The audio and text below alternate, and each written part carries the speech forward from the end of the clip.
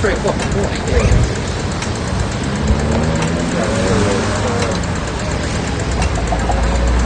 Yeah, good. Job to be fixed.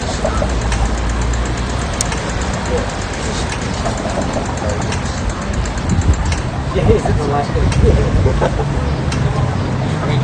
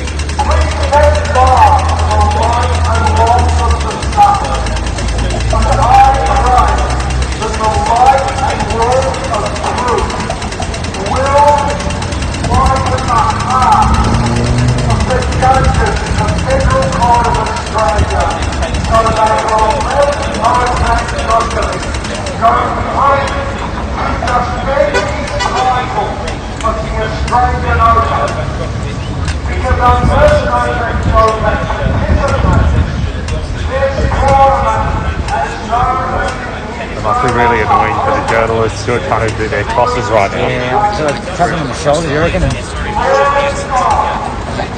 good, man. It is.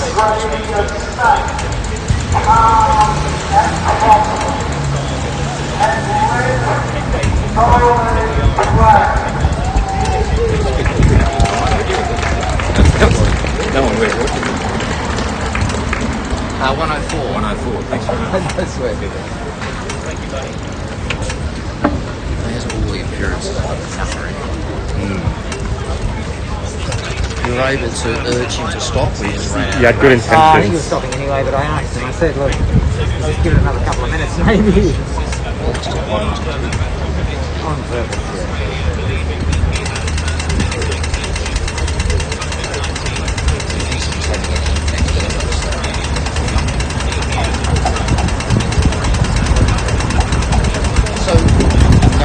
So no notables, no parliamentarians, ex-parliamentarians. Nobody. No, not that we can see. Just the Serbians and a few pro-liberty activists. I think it's strange. So for the ALP, they're in a difficult position because they don't really want to buy into this argument. Christina Keneally has essentially said that Djokovic should have been allowed in the country in the first place. So yeah, I think it's dangerous for them to say anything. I mean, yeah, everything's sort of super sensitive right now leading up to a May election. Yeah, well, except that Alba has said it's been mishandled, so he can say that, and that sort of passes muster. But if he actually says what the decision should be of the judges, they're not going to weigh into that. They're just going to criticise the government's handling of the whole fiasco. Yeah, which is opportunistic, and I think it's justified, but it's opportunistic as well. And why we should do that? But I'm surprised that there wouldn't be some current parliamentarians, ex-parliamentarians here, senior lawyers. There were some at the pro-refugee protests outside the hotel, mainly from the Greens and those sort of that sort of end of the spectrum. But otherwise, it's literally just, as you can see, just Serbians and a couple of Aussie flags. That's it. It's strange, isn't it? Because I mean, for a politician who's prepared to actually say something definitive, there's actually wonderful opportunity to get publicity. Wonderful opportunity, almost unrivaled. Yeah. As long as they're eloquent, the arguments are well made. The only problem is it is actually obviously a legal matter at the moment, so they don't want to probably interfere with that. Yeah. Let the court decide.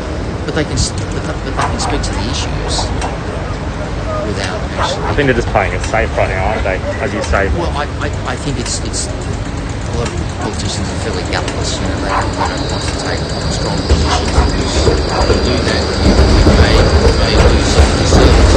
Yeah. In a sense, you sit on the fence.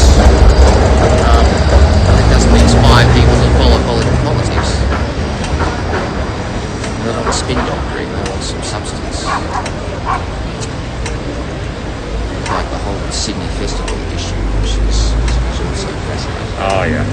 In terms of which I support, it's fantastic.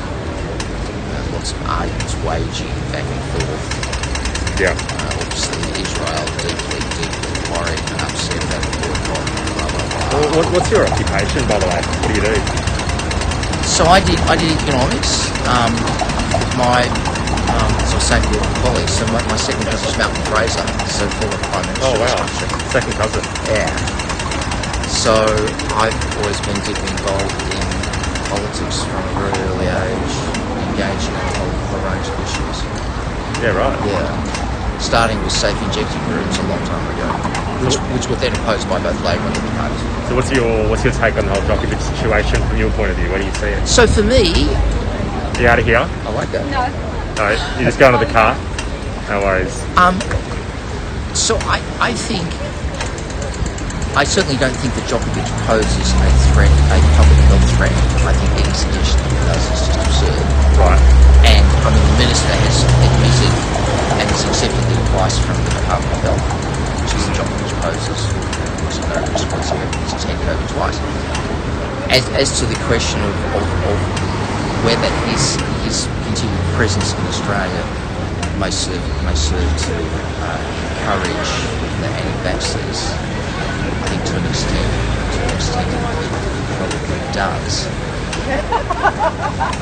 So it's a very high bar. It's extremely difficult for Djokovic's legal team to actually say that use of the word may is illogical, irrational. Yeah. And there's no defence. I mean, the defence, fair credit to them, they found what could be viewed as a hole in the government's argument where the whole stance they've taken, by keeping Djokovic in the country, he's going to incite there's almost a bit of a hole in that argument. Well, there is, but at the same time, it's very hard to say. It's very hard to say that it's absolutely right. Yeah. Because I think, in a sense, it probably does, and it probably already has. So it's really hard for his legal team to convince three judges that the use of the word "made" is unjustified. I sincerely hope they do rule that way. I think it'd be fantastic for justice, fantastic for Djokovic, fantastic for Australia. Within the state. Yeah. I think if I was a judge, I would say that there's no basis to the second effort to cancel Djokovic's visa, and he should be allowed to stay in Australia. Yeah. And maybe, I mean, if I was the minister, I would engage with Djokovic privately and say, okay, we'll drop it. I think politically it's going to backfire on the government if they lose this one. Well, humiliating. Yeah, it's huge. Humiliating. And embarrassment to the country as well, I think. Well, it has, yeah. That's the collateral damage. Well, yeah, it has. What does it say about our government? The courts overruling the government, essentially. Well, it's a good thing, isn't it? I mean, it's good that we want separation of powers, right? Well, it's fantastic, isn't it? Yeah. Yeah, but I mean, if I was the minister, I would have spoken to Djokovic and said, we're in a very difficult position. Are you prepared to make the following statements publicly with me?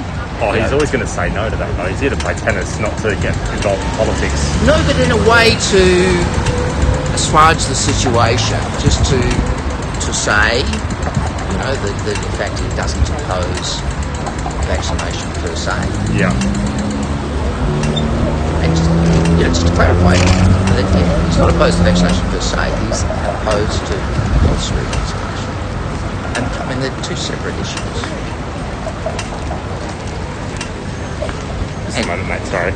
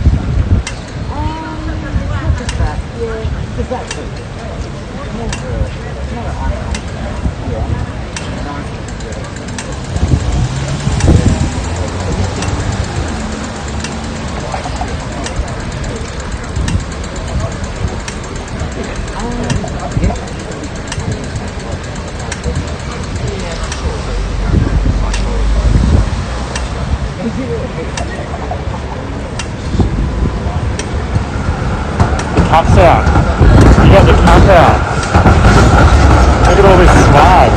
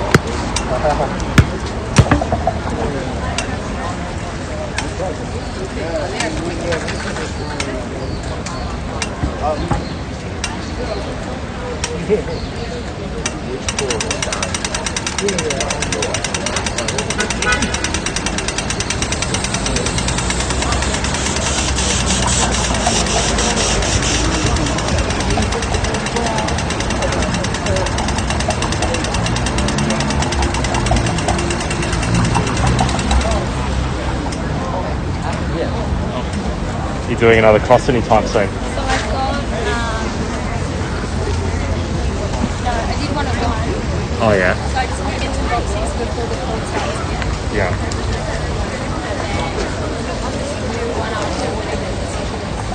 Yeah, right. Yeah. I'm just so knackered, eh? Yeah, you'd be so good. Yeah. I'm putting up another roller so you can come Oh, yeah. another shade. I'm kind of like over it now. I just wanted to make a decision. That's it. Like, Call your lecture set. so I'm kind of half written a packet like an exercise. But if it's important, I definitely have to. hang on a sec. Was that a channel? I work for the Associated Press, so we're like all over the world. News agency. Is it live? It is live, yeah. On YouTube? Where does it go? We're basically like a middleman when it comes to news. So we have a live stream, and like hundreds of broadcasters around the world can just use it if they want to. Oh. Yeah. But does it go live to people to watch? It does, yeah. But what platform? So like literally like Channel 7, Channel 9 in Australia, ABC, SBS, like American broadcasters. But it doesn't go live on the YouTube channel. Not on YouTube, no. But like for example, if a broadcaster in like Asia wanted to use pictures of you guys singing and dancing, they could like use this live stream. Oh, okay, yeah, real. And I just saw you like every day, so that's why I wanted to see if it's like people can actually watch it. We have like 600 broadcasters around the world that literally use this live stream up to 600. So it's such a big story. I'm down here like every single day until it ends. So yeah, because I just before when it was like happening before, people messaging me from Serbia saying like how are you on, but I can't see Serbian crew here. So do you know like RTS? Yeah, Serbia? RTS, yeah, that one. Tanjuk, I think it is, or Tajung? Tanjuk, yeah. So they're both of our clients. So these they take it. exactly. So okay, they're both of our broadcasters who have an agreement with us, and they would have been using my screen that I'm on and then putting it on the telly. Yeah, I was like, but why? Where's the crew? Anyway, yeah, I just wanted to say thank you. You should get a video and show me. Of your relatives over there. Yeah, I will. Yeah, that's cool. Yeah, thank it's amazing that they can see you all the way from Serbia. Yeah, because everyone was like, oh my god, what am I like? But yeah, we literally have like partners everywhere. Yeah, that's cool. That's cool that they can take it, Yeah. And obviously Serbia has huge interest in this story. Yeah. Well, I mean, Would you be interested in having a chat to us? We're just about to come over and ask a couple of people. Yeah, if you come over, I might see some, What are you going to ask them, Jules? What do you think is happening? That's the question. How you going, mate? How you going? Saul. From the Associated Press. Jules and I used to work together. We used to work in Sydney, Saying that Jules was like this, and then I worked my normal shift like 4 days before I got like 7 days straight for me. Just like over the whole time.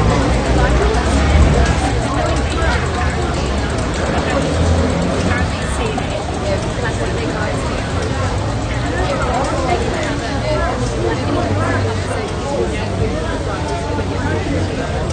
CNN guy, is he like is he crew? Because you know Danny works for CNN.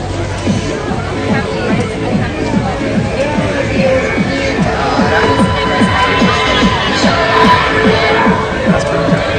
At the same time, it's like,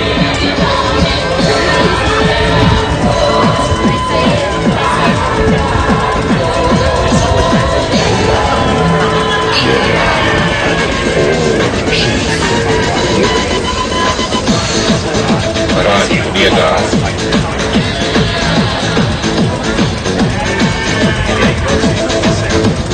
Алло, Ковчинце, радио. Radio je radio, cijeli dan sam. Kovčince, radio je radio. Radio je radio, cijeli dan sam.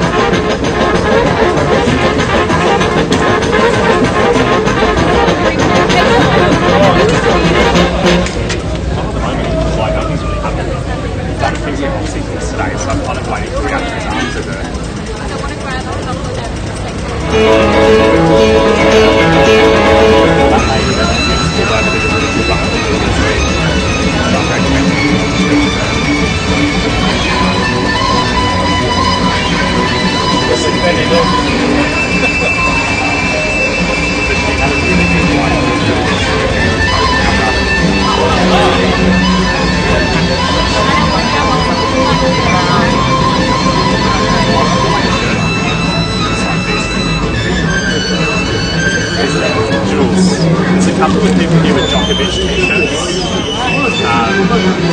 We're just sitting there with a flag next to the lady in green. Oh, there's a lady in blue standing with some lunch shirts and Djokovic. At the back?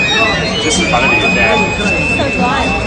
See the girl with the Lakers jersey? The purple Lakers jersey in front of you? It's a diamond white and red in front of you. Maybe. And there's a couple of others as well.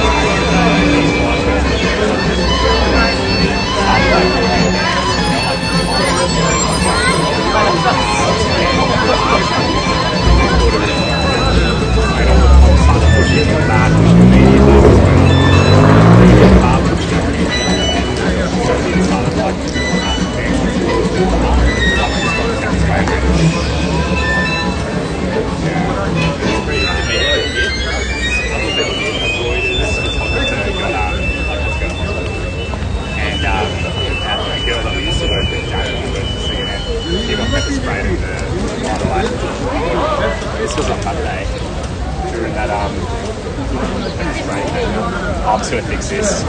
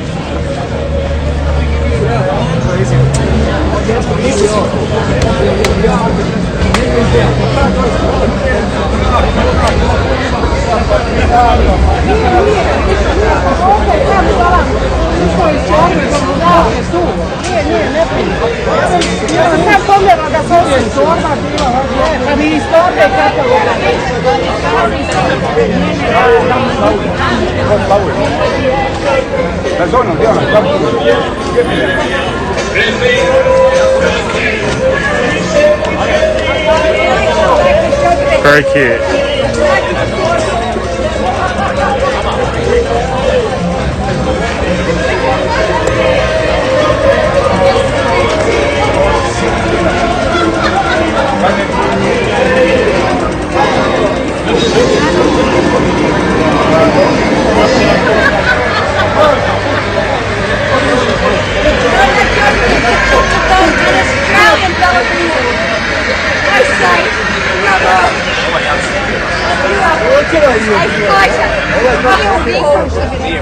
One in three people risk developing shingles in their lifetime. Talk to your doctor about shingles today. Specijalno za naše prijatelje Rumune. Bravo! Opa!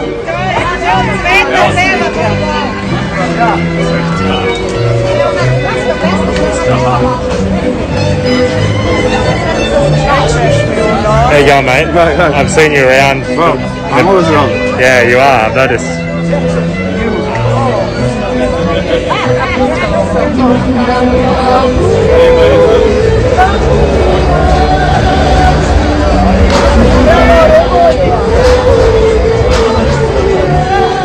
It's Romanian song. It's not Serbian. Solidarity.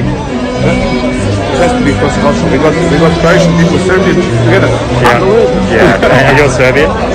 Nice. What do you reckon is going to happen today? Well, we are going to win, and then we are going to celebrate.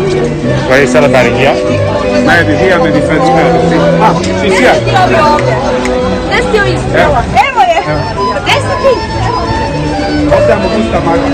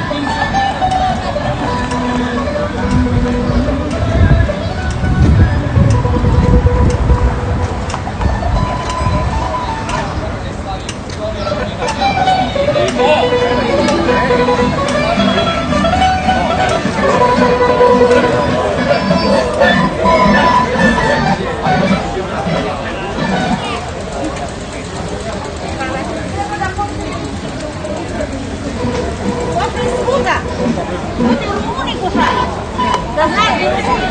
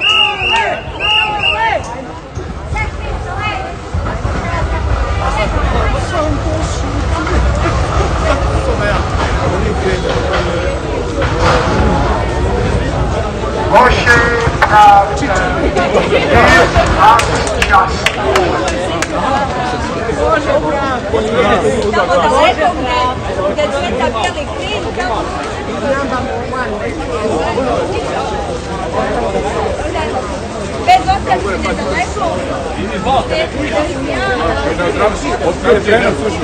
Ukino sam ga, ukino. Evo sad.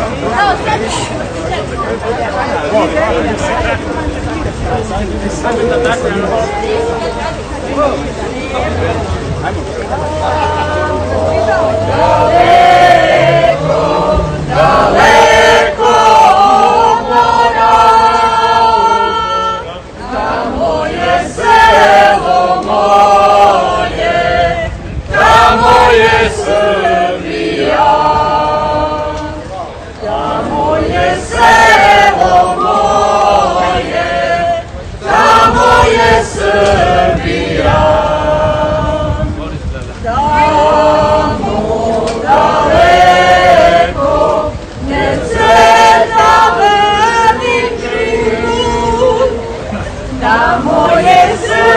Svoj vojci, jedini bio put.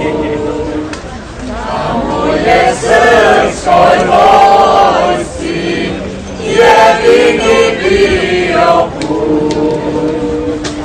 Tamo daleko, ne cveta beli križ, tamo su živote dali, zajedno otac i sin. Tamo su živote dali, zajedno otac i sin.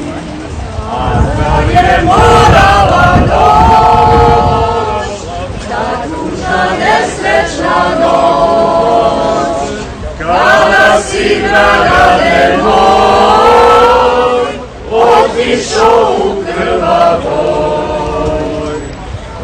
Kad je morala doć, ta tužna nesrećna noć, kada si Dragane moj, otišao u krvavoj. Bez otadžbine, na krvu zelinim ja,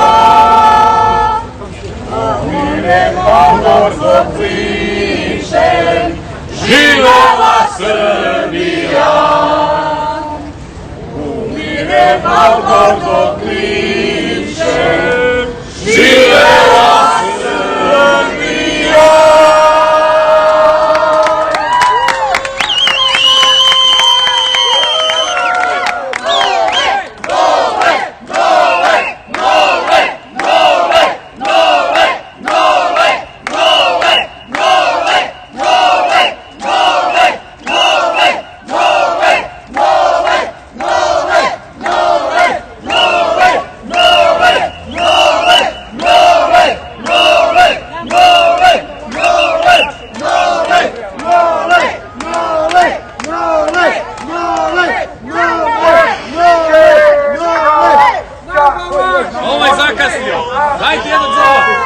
Zakasnio je.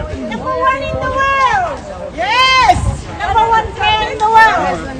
Neki from Opet tu mamu opet ono je najbolje. Ajde, pusti to! Ma to je najbolje. Živela Srbija! Može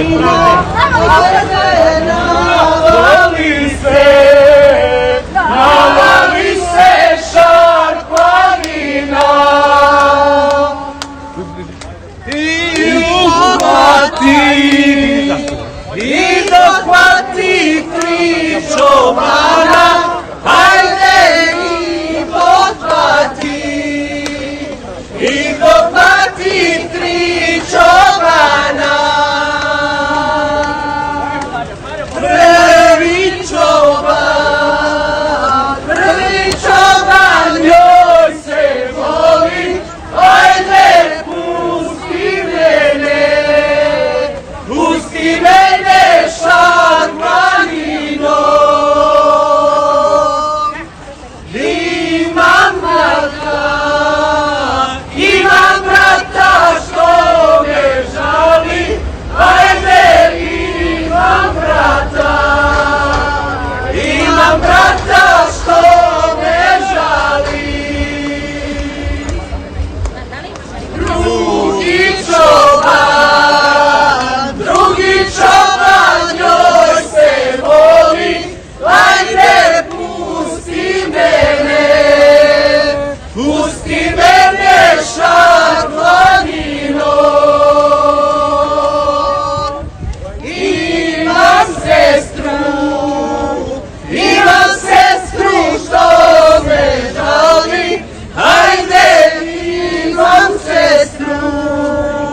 Imam sestru što me žali.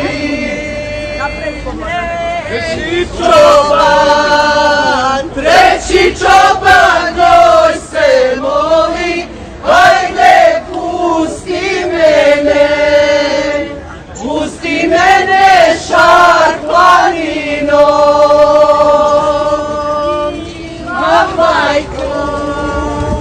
Imam majku što me žali, ajde pusti majku.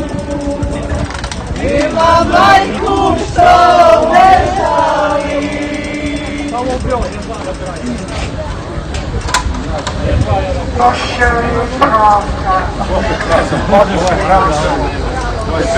Our Father who art in heaven, hallowed be thy name. Thy kingdom come, thy will be done on earth as it is in heaven. Give us this day our daily bread, and forgive us our trespasses, as we demand that those who have trespassed against the basic freedom of the best tennis player in the world are held. For thine is the kingdom, the power and the glory, for Christ's sake, forever and ever. Oshe Amen.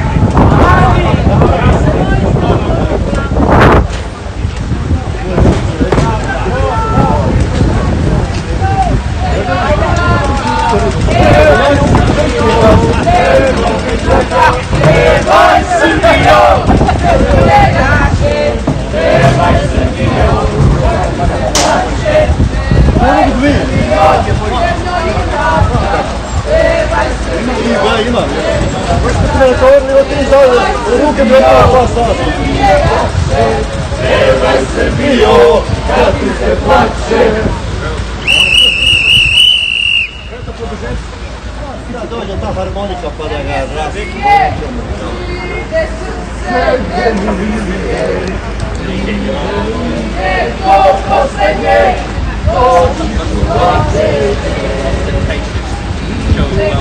Kočenje Srbije ide srce gdje mu milije. Naša! Jedno poslednje, doći ću do tebe.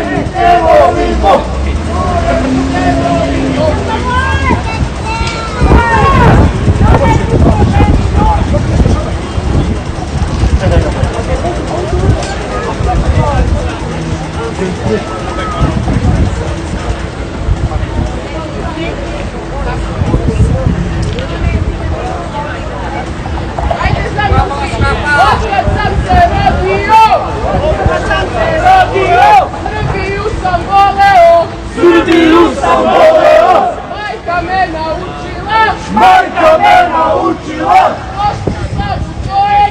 osim slavu svojega.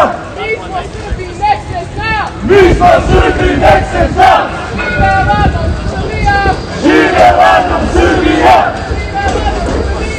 Živela nam Srbija.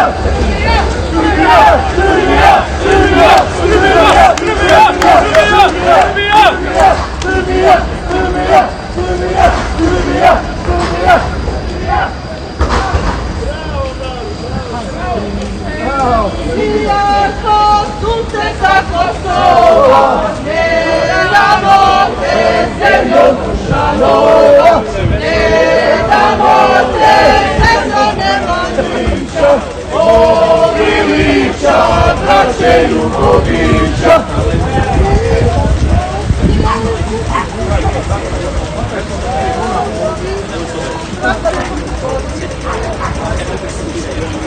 Yes,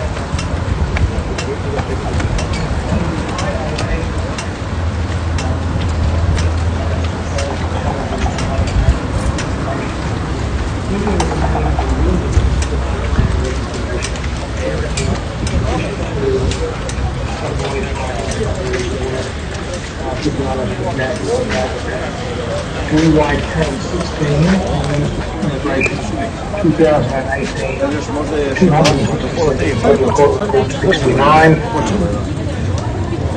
The Minister is engaged in reasoning, the Minister also engaged in reasoning, alive to the fact that the applicant's views have not been sought, and he makes that clear in paragraph 7. No challenge to that statement has been made. Face value. So we say there could be in any event no unreasonableness or failure to exercise jurisdiction in circumstances of this case. That brings me to the last ground, which is ground 2.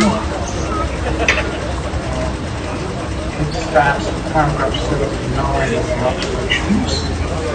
That ground challenges the finding of the Minister along the way to being satisfied of the ground in 116.81. The finding that is challenged is that the applicant's presence in Australia may foster anti-vaccination sentiment.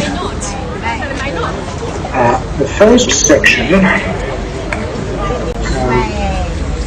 I think before I go to that, my friend also makes this point about paragraphs 19 and 39 of the Minister's statement. I think this is at the place as to deal with it.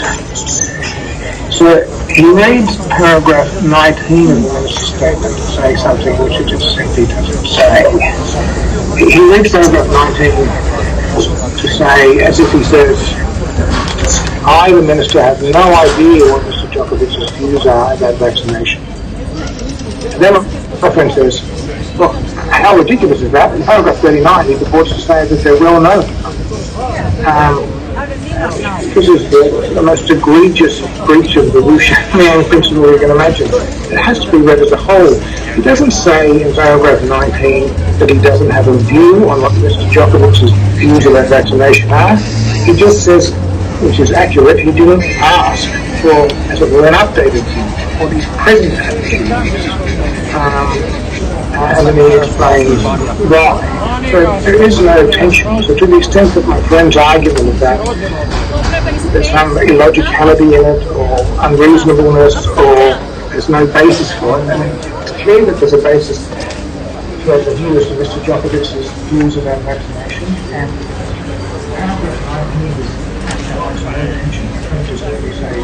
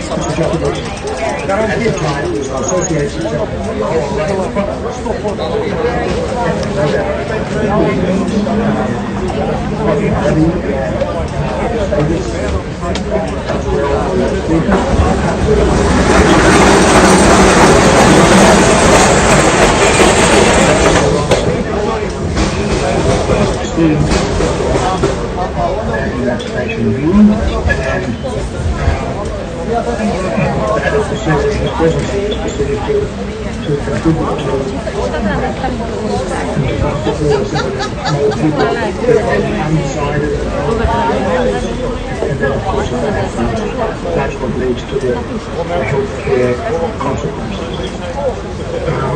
And we will say that the main facts of which is views, received views, knowledge of received views, and unanswered views, in combination with the status and purpose would be trying to make advantage of those issues. That's all we define to answer interests of the management. So on that basis, we say there are more just starts with the interior, the setting, and then one draws inferences from that. Not wrong inferences, inferences that people with Mr. Djokovic's status able to influence people who have to him. And that seems to be my thought, common sense, controversial in regard to how celebrities engage in all kinds of things.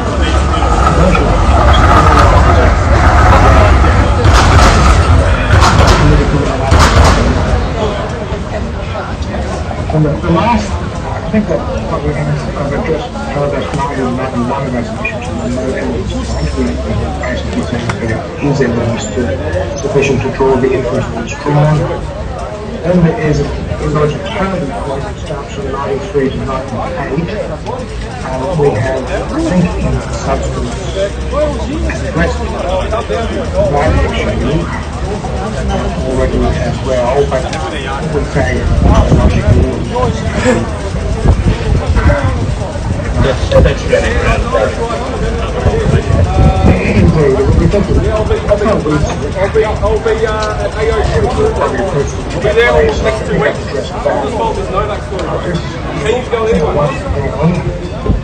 have not gone to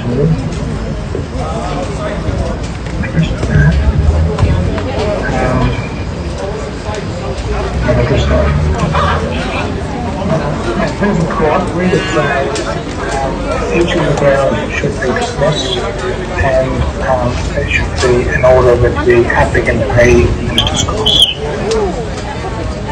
Thank you, Mr. Yeah, well, mate, we need more makers destroyers. Yes, Your Honour. A brief reply. I only reply on ground one.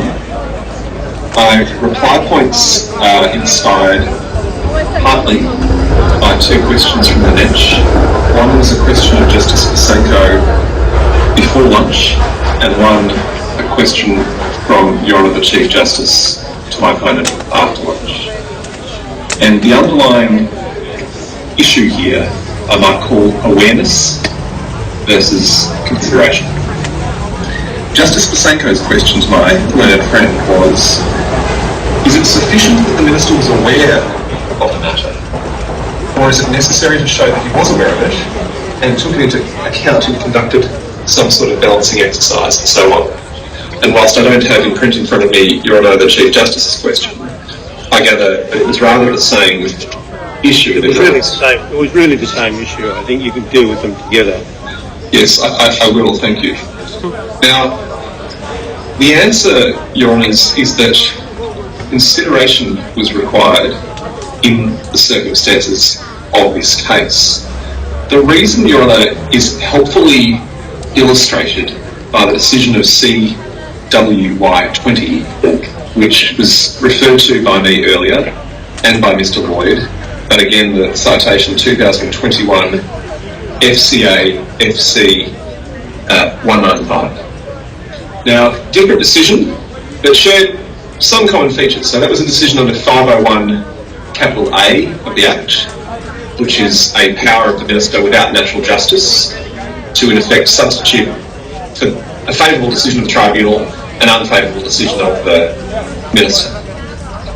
The conclusion of the court, 5 members of the court, including, as I recall, Your Honour the Chief Justice and Justice Pasenko, was that in the circumstances of that case, it was unreasonable for the Minister not to consider the consequence of the decision that he ultimately made, but for the challenge, being refoulement of the applicant from Australia, given the way that the Minister had framed his own reasons. The point was, this is the critical point of CWY20, that what the Minister had said in his reasons demonstrated that he was aware that if he made a cancellation decision, the consequence would be that the applicant would be reformed by operation of the various provisions of the Act that made, at that point in time, removal mandatory despite the existence of non-reform obligations. The critical point, or a critical point of the judgment, is the paragraph that I referred to earlier, which was 130, within the reasons of Justice Pasenko, where Your Honour, Justice Pasenko, citing the various cases therein, said, well, in effect, there's ample authority for the proposition that one doesn't read into a statement of reasons produced by a decision maker, findings, reasoning, in effect, consideration of a matter that aren't there. Now, it was trite, it was the very precept for the controversy in CWY20. The Minister was aware that non-reform would be the consequence. But the conclusion of the court was it was unreasonable not to consider in assessing the national interest. Now that is useful illustration of a few points. One is this, that unreasonableness, that may be the more apt concept to apply with respect to ground one and irrationality, but they are obviously concepts that are informed by, say, underlying legal realities. Unreasonableness can be used to deprecate not only findings making at its cost, but the process by which the decision was reached. And in CWY20, what made the process unreasonable was the fact that the consequence of the decision, reform, was not considered. So as the court was pleased to point out, despite the Minister's previous arguments to the court, it wasn't about picking up on the consideration. The point was that the Minister only unreasonable. In effect,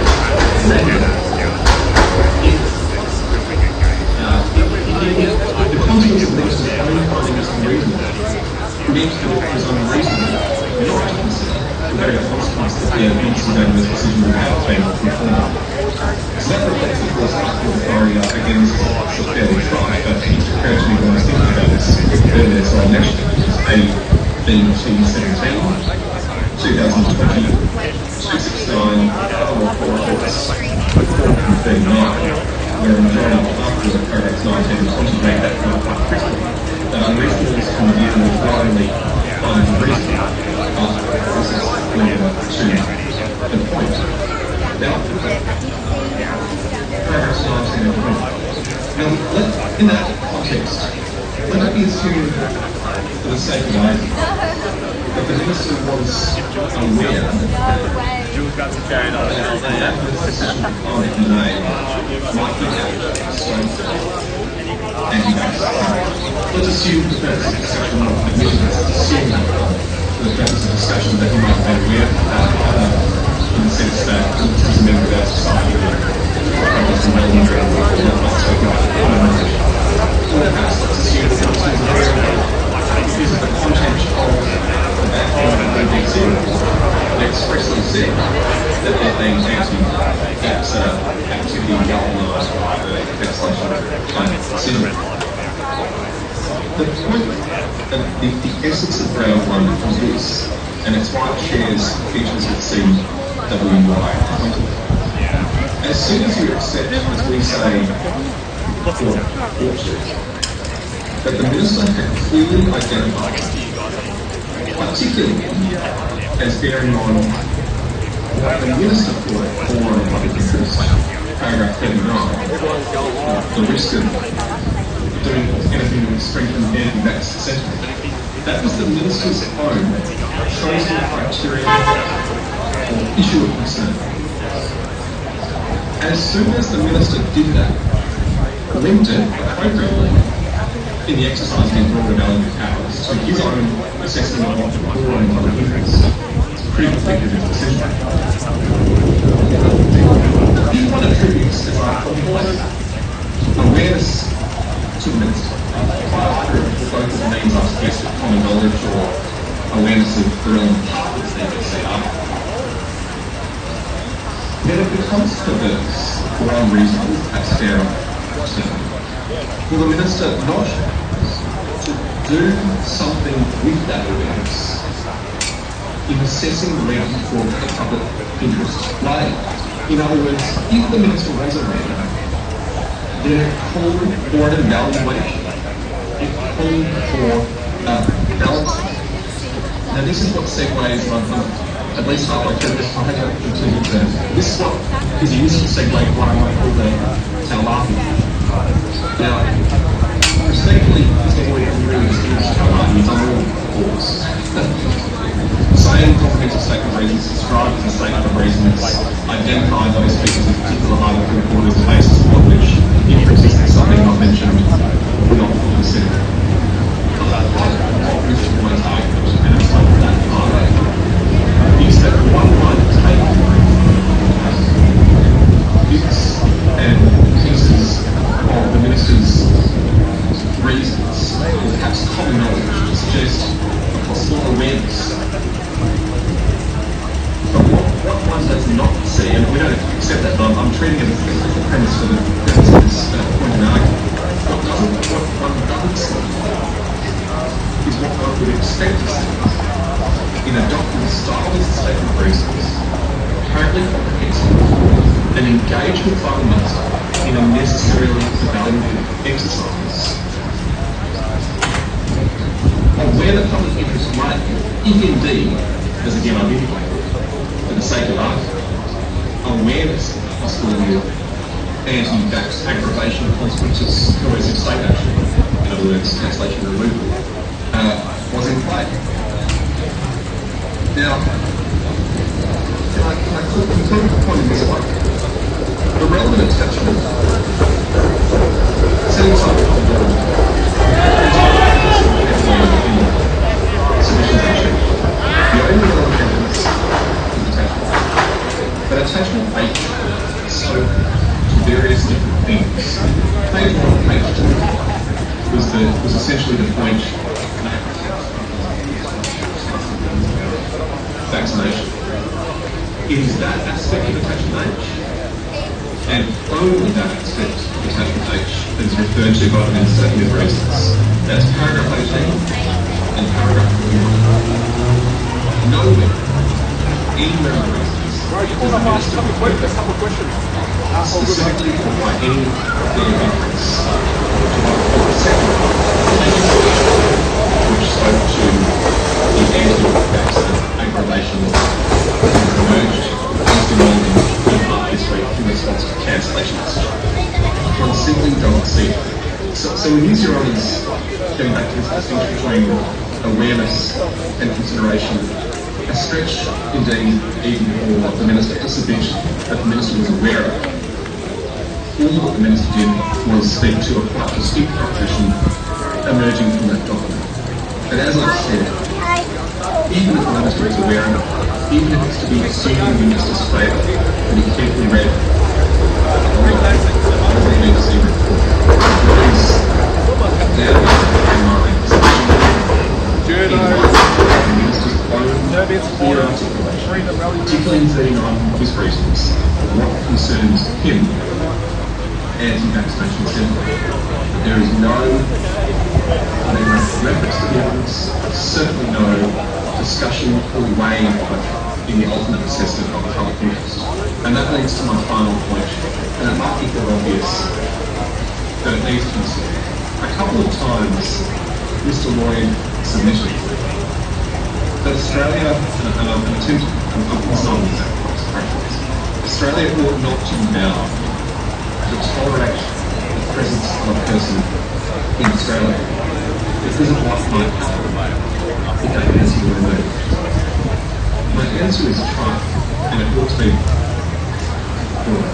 This case is not about, as Admiral Law really is, about whether the minister could have, after considering this relevant point, whether the minister could have cancelled the visa. That's not an issue that ground one of my client's application invites this court to conclude. It's not part of our argument, and it would violate orthodox principles of administrative law. Our point is that the minister having erected his own criterion of flexibility and in light of the singular evidence before him, setting aside questions of common knowledge, indicating that anti-vax sentiment clearly was being provoked by the coercive state action that had been engaged in at the end, the cancellation. Drawing from the same underlying principles as seen in the implied protocol, it was unreasonable for the Minister not to consider that evidence, the only evidence, in assessing what the impact of either binary decisions would be. Of course, ultimately those of weight were the Minister outlined this. As a matter of fact, it clearly was not the evaluation, and it follows that the decision ought to be set aside. Your Honour, may I say something about inflammatory time?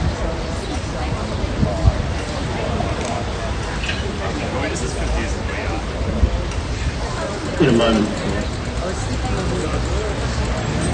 Your Honours, the only thing I wanted to say, again, is not earth-shattering, but in terms of relief, if the court were persuaded there was jurisdictional error, we would seek not only watching, but an order requiring immediate release, say within 30 minutes or thereof, of the court's decision.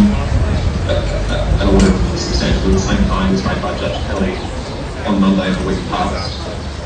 And of course the court is aware of this, but there are many cases obviously where if circumstances of urgency demand for the court to deliver orders in advance of reasons at the time permitted could not allow for the articulation of this reasons.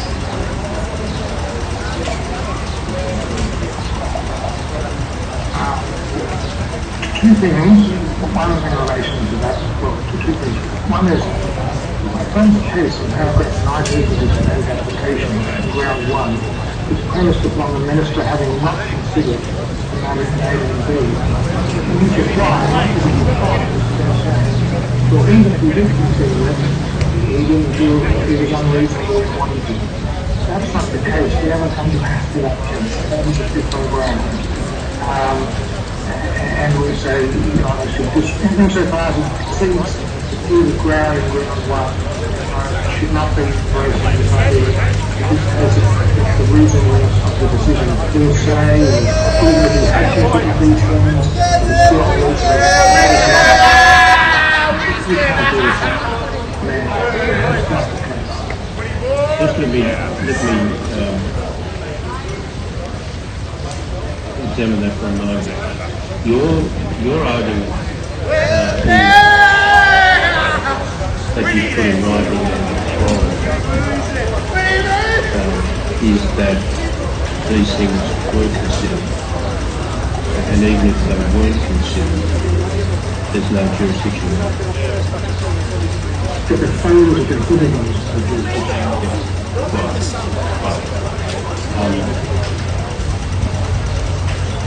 What we haven't addressed is whether even if they were considered, it was still unreasonable. The other reason is that our friends got to develop a new product. Mr. Wood, did you want to say? I do. I think it's become important to clarify this because there seems to be genuine confusion. The point is this. We say, and we use terms both focused and requirement and unreasonable. It was unreasonable not to consider. Not that the consideration in the merits was unreasonable, but clearly that point is it wasn't considered in the sense that it was not evaluated. Now, to be perfectly clear, 18 of our amendment application said, the question of whether cancellation constitutes detention and so forth of Mr. Joffrey on the basis of the lines of text he said 2 years ago may also foster anti-vaccination sentiment. And he said the significance of that is assessment of the public interest in the exercise of discretion. So the point that I was emphasising in the file, questions from the bench, was let it be assumed that the Minister is aware of evidence journalists have read the BBC report fully, was therefore aware that it contained, as that report said, galvanisation of the anti-vax community following from cancellation. Awareness of that evidence is really important.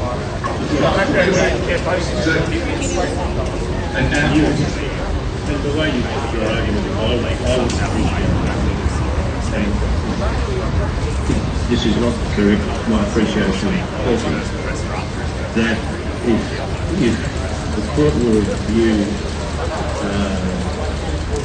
that Mr. Lloyd's submission should be accepted without consideration,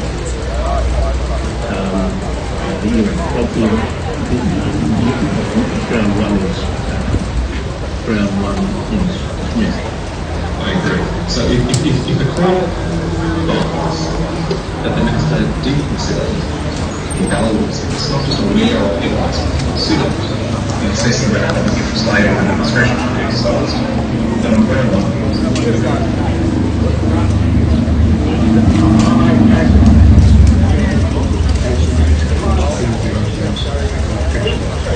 The only other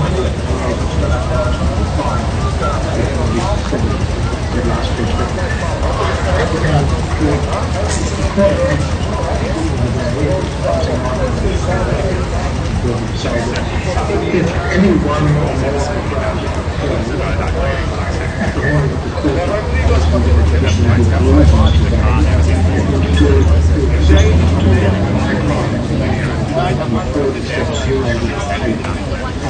which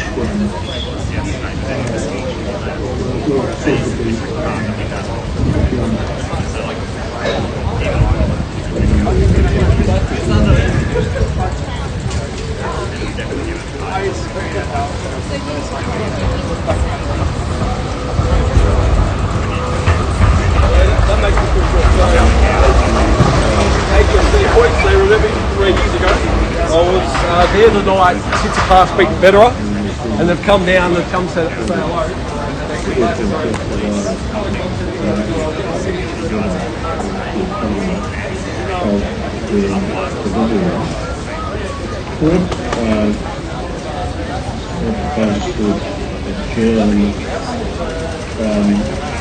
What we have to do is to spend the afternoon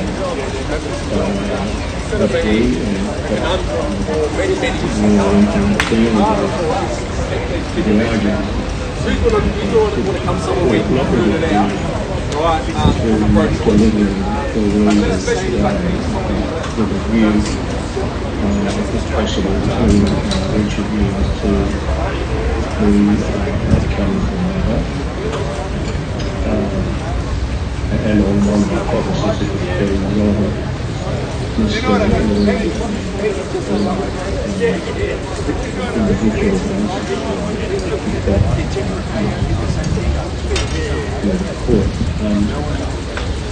we would hope to do that later in the afternoon, and so in a sense we're not asking council or solicitors to stand down in their present condition.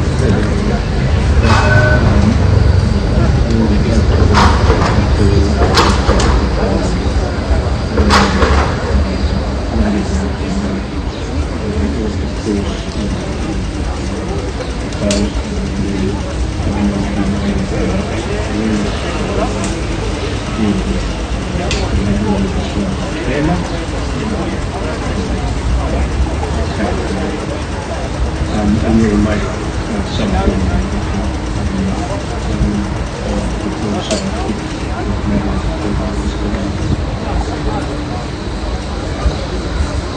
that's satisfactory to the side.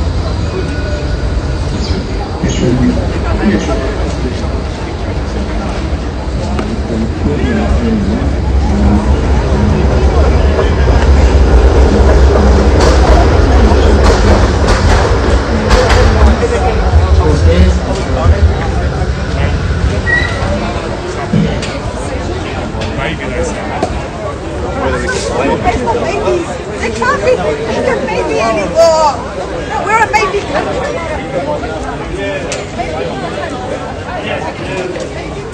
Maybe we're a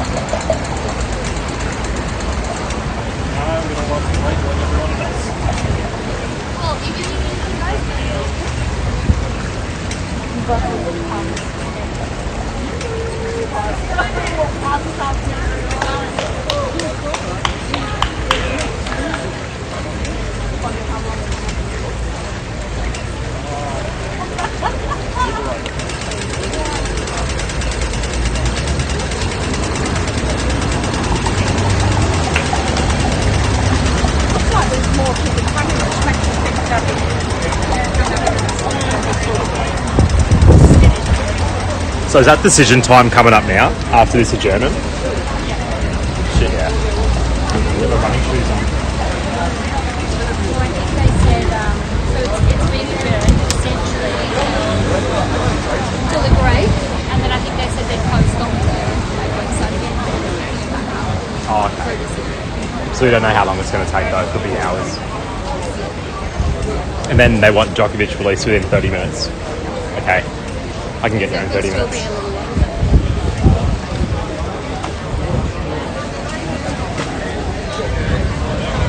Better update the London team.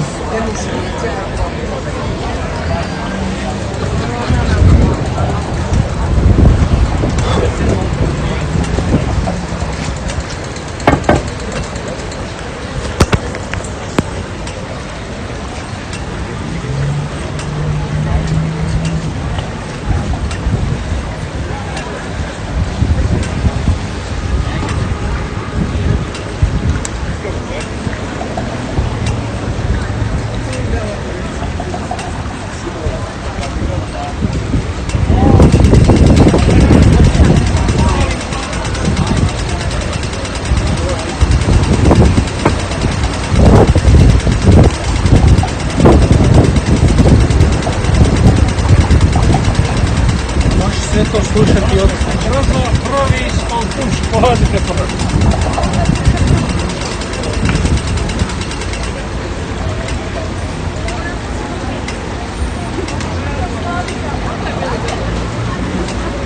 They do help me a lot with my postures.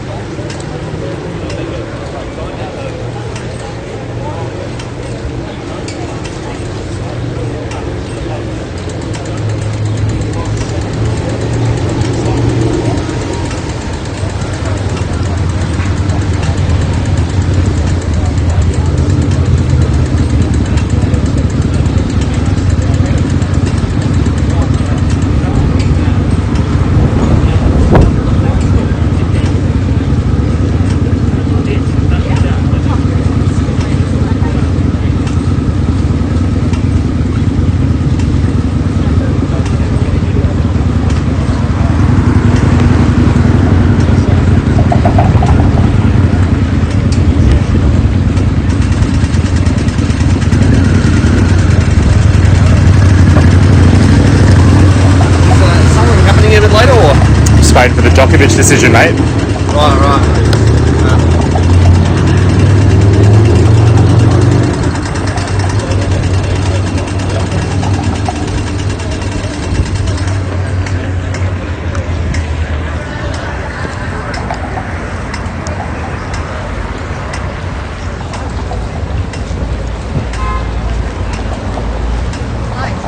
How long is the break for? An hour? No idea. They've adjourned to decide the decision, so it could take 2. We don't know until they make a decision. What are you hoping for? As long as I'm here. No, what are you hoping for? Like the decision? Hoping for just one decision that Djokovic will win. Yeah. What about you? You are neutral? I'm sort of in the middle, yeah. In the middle? Whatever the judge decides. Don't tell anyone you are in the middle.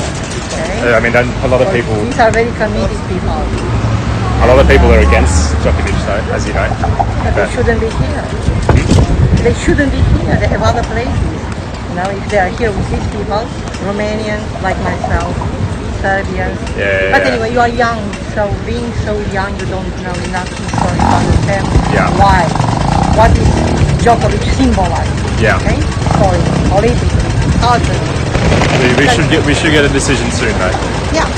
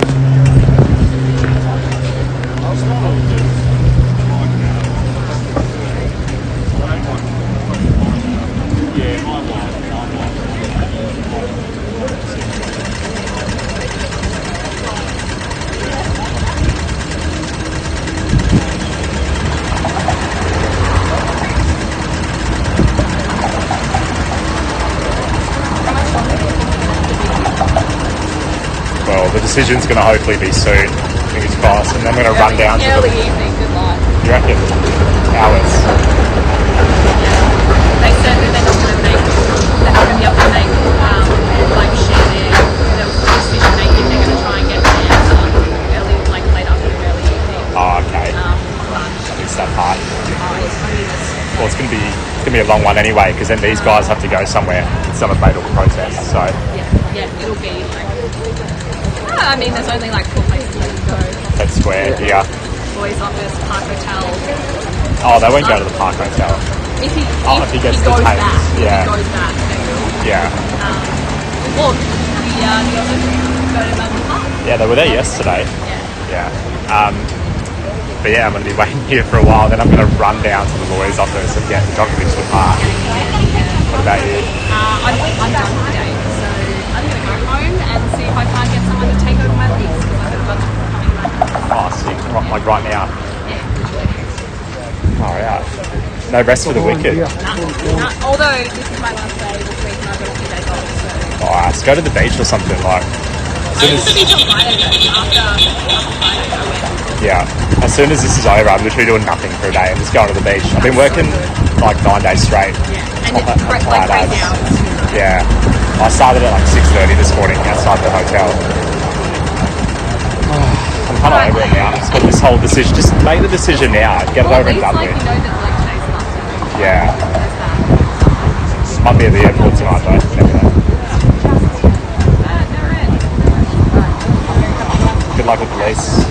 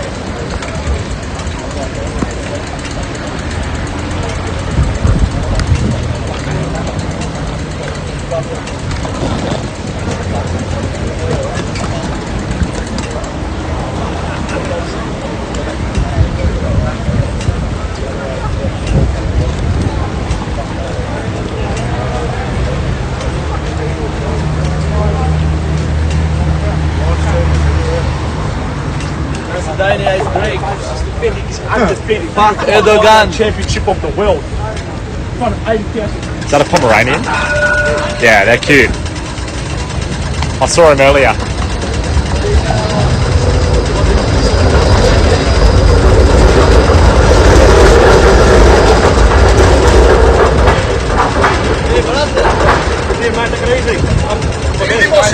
See you on the Australian Open, man.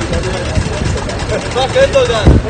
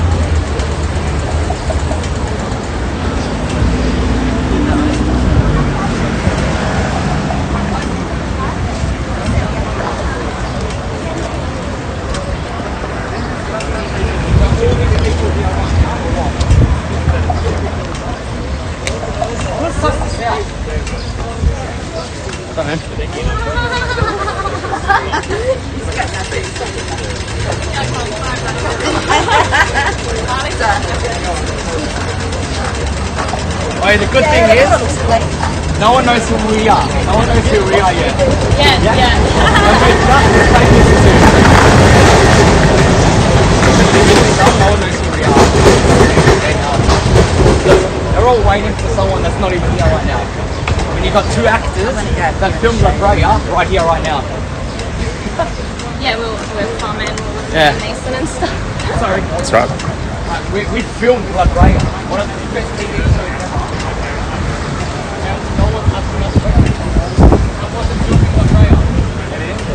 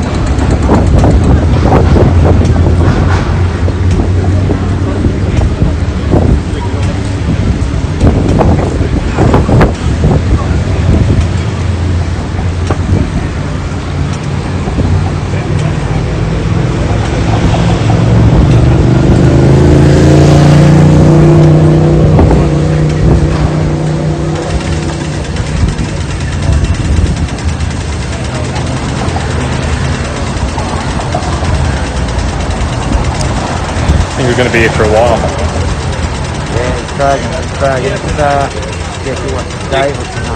Unfortunately, there's a lot of appetite for this really boring exterior shot with fans underneath. It's the biggest story in the world right now, man. There's nothing. Yeah, should have brought a chair. One of your chairs, bro. I should have just sat right here. Yeah. But probably going to take a few hours. I was reading. There's even a possibility there could be a verdict tomorrow. Yes, I heard that too. Yeah. Oh, and back to what we were saying before. Were you listening to the verdict or listening to the hearing? No, just checking on with us. Yeah, same.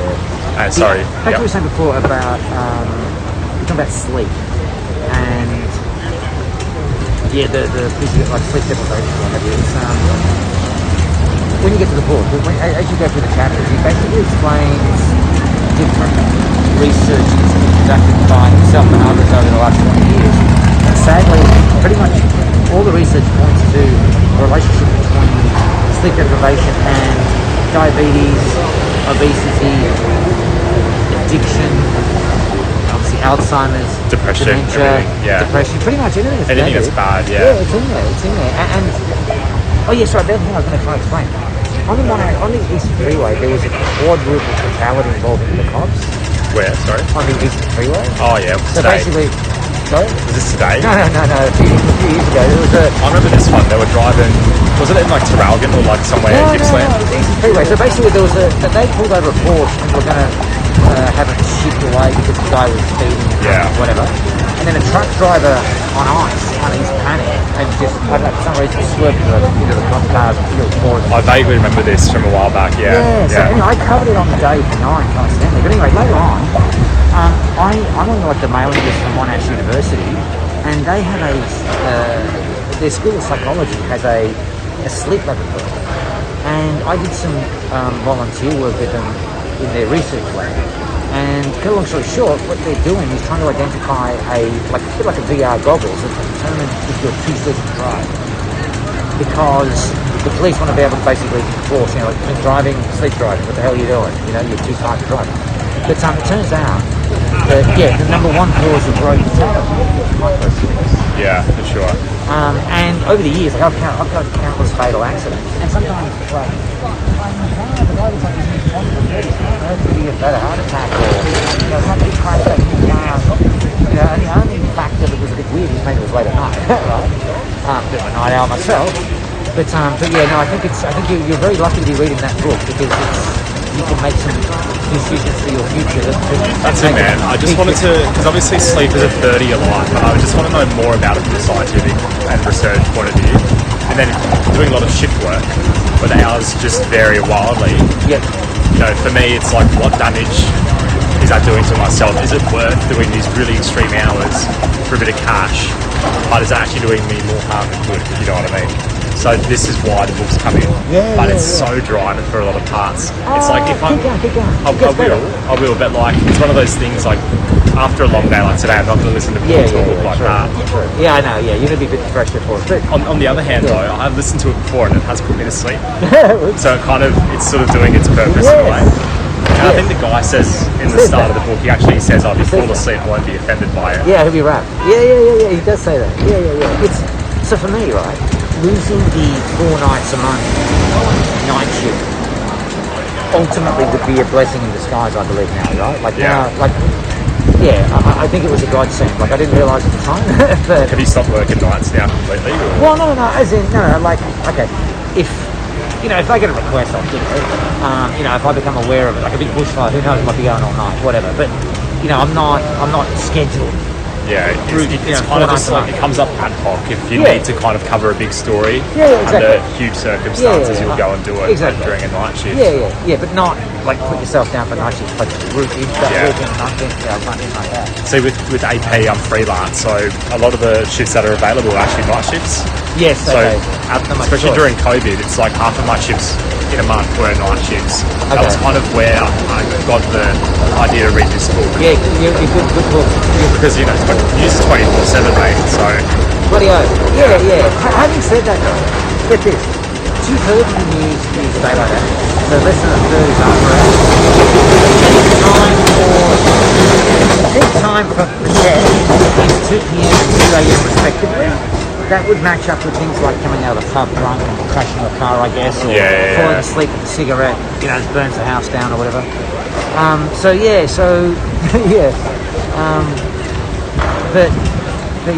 can't buy your health, you can't. You can't. As you said, it's the pandemic era. Like I've taken a lot of positives out of it, including 10 kilos less. Mate, same here. So really? in the UK, because obviously there were quite a few lockdowns, I had a bike, and my number one sort of like hobby to do when I wasn't working was just go cycling with some mates. Oh, cool. Because you can kind of socialise and just go on like really big adventures. Like, around London, it's super flat. So like cycling's actually really easy. There's no hills or anything. And then heaps of exercise. Yeah, or like Melbourne's pretty flat actually. Yeah, Sydney's pretty good. Melbourne's pretty good. Yeah, Sydney and Brisbane. Yeah. But what was I going to say? I got distracted. I noticed. Cycling. You love cycling. But then also, mate, because there's nothing else to do during the lockdown. Yeah, what else can you do? It's just like I was doing like a run in the morning, and then like some weights in the afternoon, which I made out of like sacks of flour and a pop handle because like all the gyms were closed. And just naturally, mate, just through doing all that sort of stuff, I shed like 15 kilos. Yeah, wow. Yeah. I thought I wasn't chubby, but like I had a bit more like muscle and a bit more like fat. So I kind of just like toned down a bit. So that kind of worked in my favour, man. Well, it's funny to say that because I'm a folding bike fanatic. A what? Folding bike fanatic. Oh, yeah. You know, in London, the Brompton. Yeah. So like my cousin, like that was so dorky, man. Those folding bikes. Did you say dorky? Yeah, they'd be so dorky. Yeah, I've had kids. I've had the ultimate dorky one. I've got the birdie German bike, and you literally, basically, look like a circus clown. Pretty much. I've had little kids kind of a tiny little bike, you were saying? Well, because a clown bike is like one of those tiny ones. Yeah, I'm exaggerating, but the kids who haven't seen them before. But keep in mind though, in Japan, 60% of the bike is keep in mind that in places like Singapore, well, in London there's a lot because they're the only ones you're allowed to take on the underground. Exactly. Whereas you can't take your road bike onto an underground service because it takes up a lot of room. But me personally, mate, I use a road bike because it's just so much quicker there to get around on a bike than it is to walk or even get a car. Or even to like use public transport. It's quicker to cycle, mate, because no traffic. This is my copy at home here.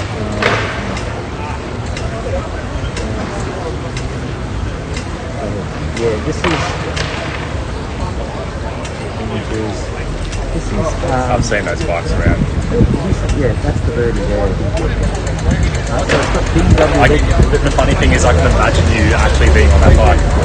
yeah. I'm crazy. Look this. I thought me and my wife, we went to the top 3 days around. That was the last. Yeah. I've been to the air show in Melbourne and I've seen every stand twice. I've been to Bangkok, Phuket, I've been to Osaka, Tokyo, London. That's the work or just for leisure? Mostly Berlin was really cool. But yeah, bum bag, right? It looks like this, but it's black. Right? Yep. And inside the bum bag, it's a bag that you're holding on. So imagine this. I took it to Cairns Airport. What do that mean? Pulled the bike out of the bag, put the bum bag on the bum, and now cycle off to Cairns with the backpackers. James Gardens or what have you there. So you haven't got that folding bike. You can put 2 in the boot. One thing I used to do, we'll go to Grampians and drive up Mount William, just like an asphalt road over the mountain. Yeah. Okay, your turn. Cycle down 20 k's without pedaling, then drive back up. The other one, one in the car, one in the... That's pretty fun. Yeah, it's awesome. And with the folding bikes, you're thinking, but those little wheels, you've got to pedal heaps, right? Yeah, I guess so, yeah. Because the wheels are tiny. Wrong. No? Are they gears on? Have a close look. The front chain wheel is larger than your racer. The rear chain wheel is smaller than the racer, so the ratio is the same. But they're all single speed. There's no gears on the Wrong. I've got 9 speed.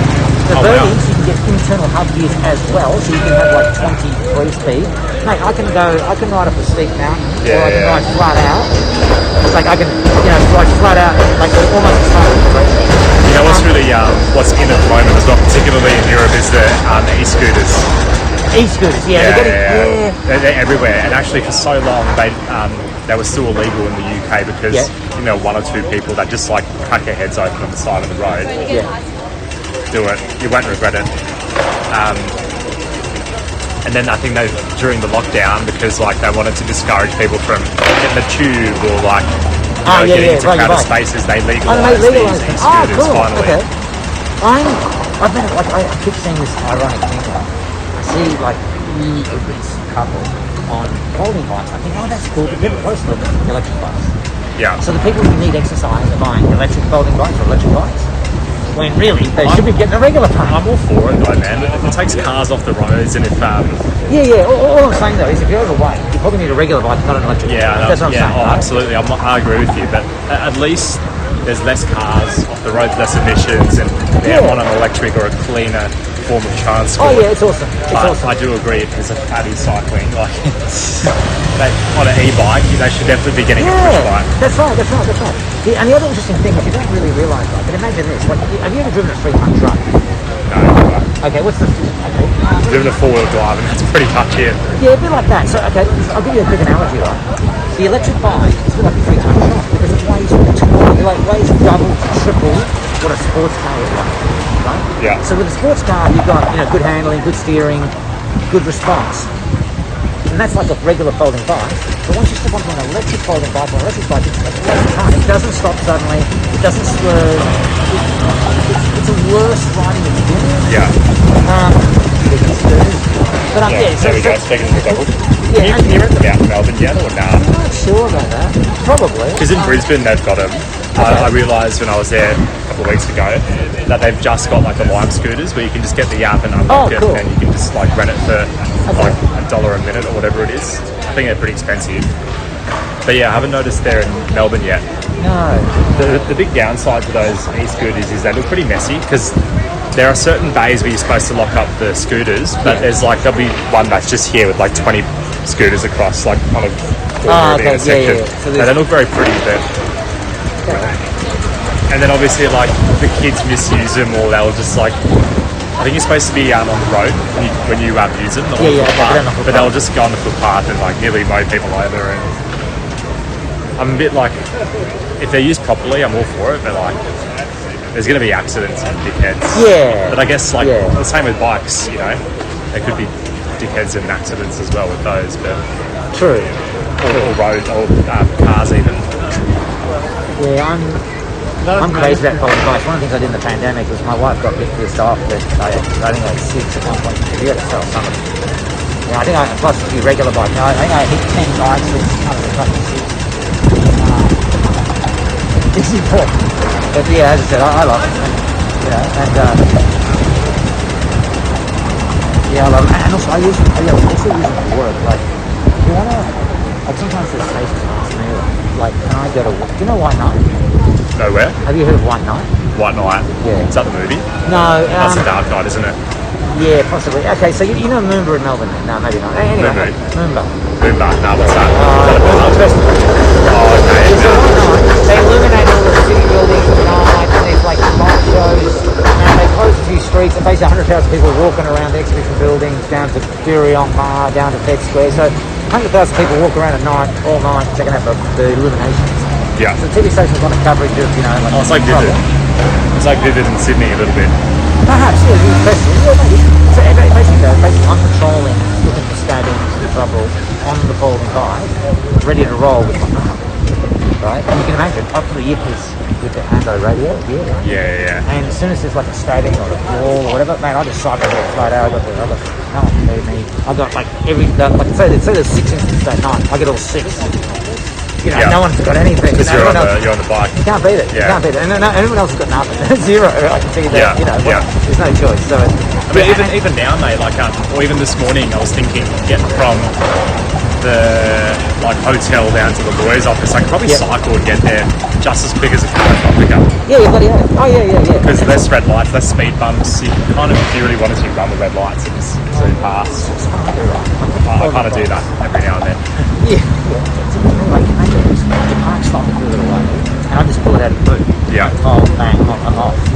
You know, so like for example, I did that on. You want to notice something like you wouldn't notice. On New Year's Day here, Channel 742, beach parties and shit was all mine.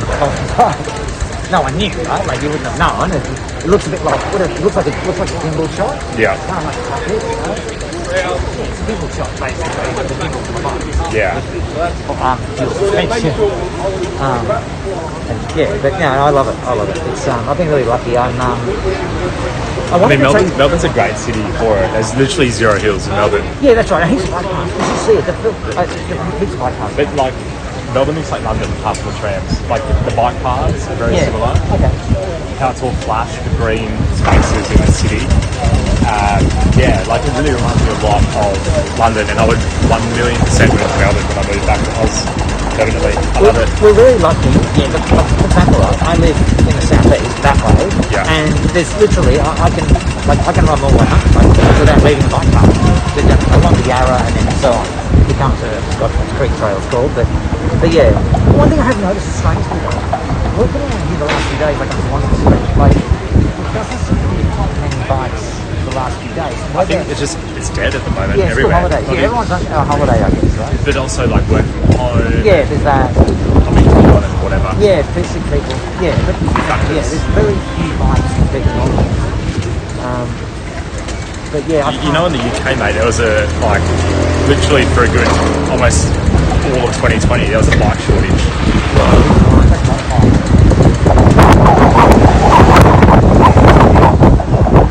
That's like going like car speeds. But yeah, there was a bike shortage in the UK, and actually my bike got stolen right as the pandemic kicked off. I was at a friend's house, and someone with bolt cutters or something literally stole the bike and took it off the chain or whatever. And I literally was trying to buy one, whether it was new or used, for like weeks. But they were either out of stock or people bought them without Gumtree because there was just a huge surge in demand because nothing else to do. But also the supply chains were a bit fucked up. So I couldn't get a bike for like 3 months, and I had to go out of London to actually get one from a shop like outside of London and bring it back on the train. But mate, it was like hot property for ages, like getting these bikes. And everyone was cycling, man. Everyone. Like, there were more bikes than normal because like there's nothing else to do. John, again, this is where the folding bike comes in. Let me just picture this. Here I am in London. I'm at the Imperial War Museum. Oh, chap, can you pop this in the cloakroom, please? No theft. You can take it into the in a bag. Well, yeah. I think I take the cloakroom in the museum so no one can steal it. Yeah. But also, what you do is I just hold it up and you just take it to the restaurant and you just put it under the table. Yeah. Oh, that's awesome. Can't be stopped that way. So that's the other beauty too. How small does it fall to? Like roughly. Two and a boot. Two in my SDI boot at least. So it's like that. Yeah.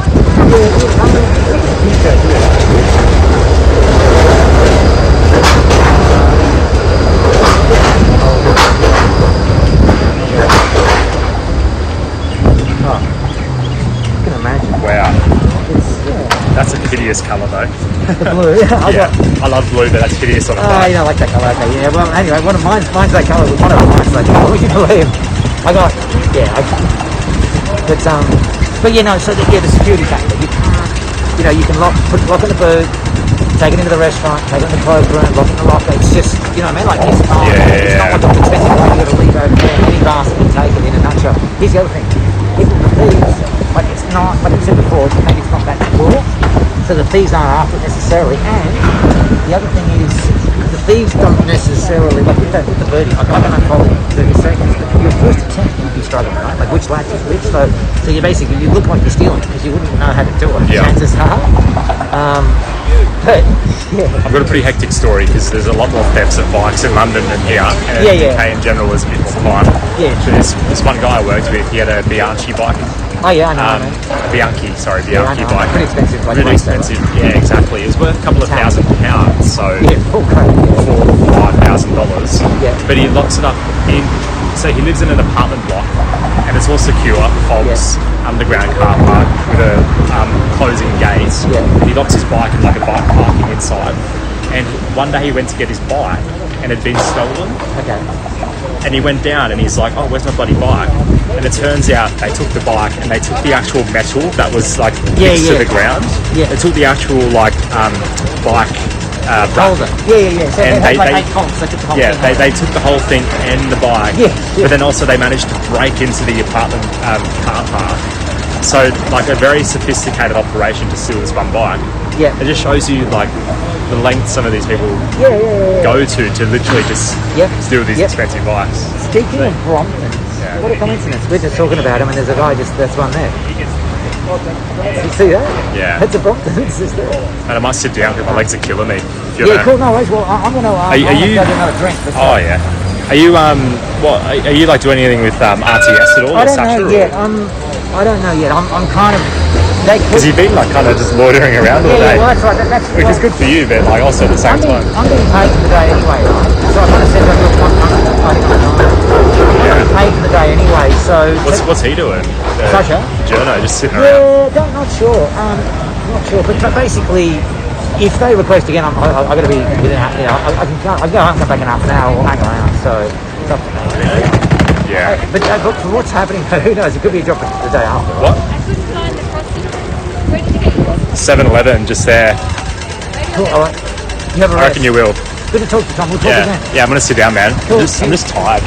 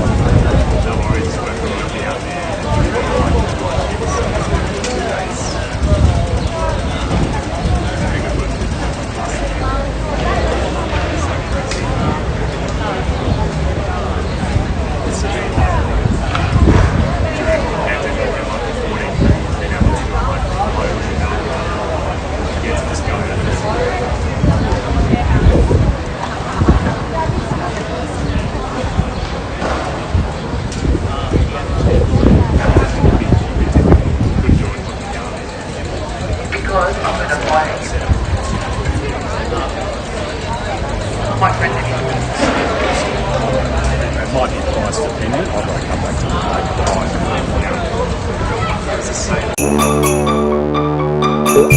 table.